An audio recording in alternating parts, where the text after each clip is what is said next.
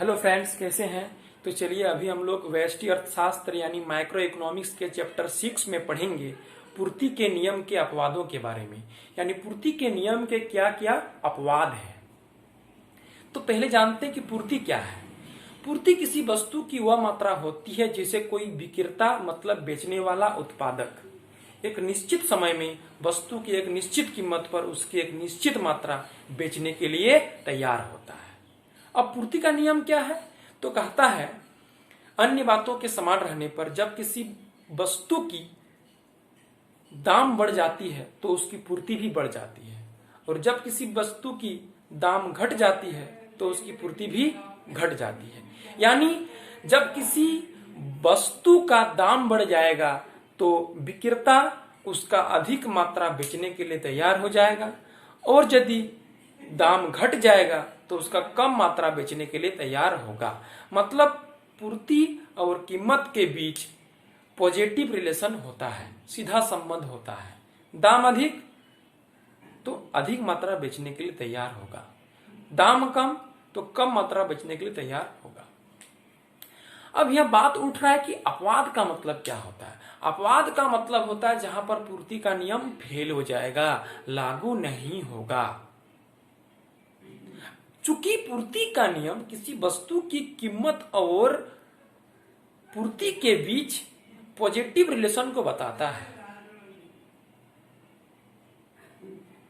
यह positive relation जहां पर लागू नहीं होगा उसे पूर्ति के नियम का अपवाद कहेंगे। यानी जहां पर पूर्ति का नियम फेल हो जाएगा, सेटिस्फाई नहीं होगा, उसका नाम हो जाएगा पूर्ति के नियम का अपवाद। ठीक, तो कहता है पहला पॉइंट, कृषि वस्तुओं पर पूर्ति का नियम लागू नहीं होता है क्योंकि प्राकृतिक आपदाएं जैसे भूकंप, बाढ़, सूखा आदि के चलते वस्तु का उत्पादन कम होगा, अर्थात वस्तु का दाम बढ़ जाएगा।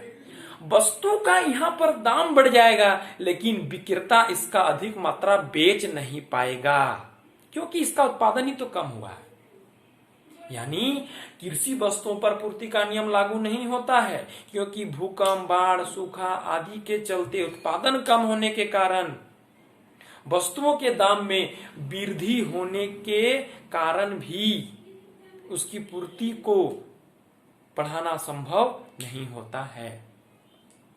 हो गया। दूसरा बात कहता है कि नशीले वस्तुओं पर पूर्ति का नियम लागू नहीं होता है क्योंकि विक्रेता नशीले वस्तुओं के खराब होने के डर से कम लाभ पर ही अधिक मात्रा बेचने के लिए तैयार हो जाता है।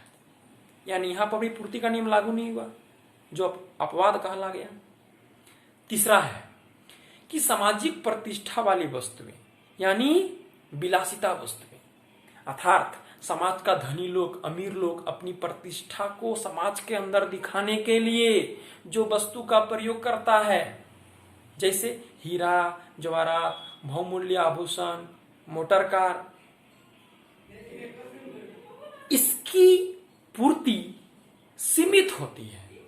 यानी इसको खरीदने के लिए हमको पहले ऑर्डर देना पड़ता है, अर्थात इसका यदि दाम तुरंत बढ़ भी जाएगा तो इसकी पूर्ति को तुरंत बढ़ाना संभव नहीं होता है। यानी यहां पर भी पूर्ति का नियम लागू नहीं हुआ, जो अपवाद कहलाया। यानी सामाजिक प्रतिष्ठा वाली वस्तुओं पर भी पूर्ति का नियम लागू नहीं होता है। अपवाद का मतलब होता है जहां पर कोई नियम, कोई सिद्धांत फेल हो जाएगा, सेटिस्फाई नहीं होगा, वही है अपवाद। ठीक, मिलते हैं आने वाले वीडियो में।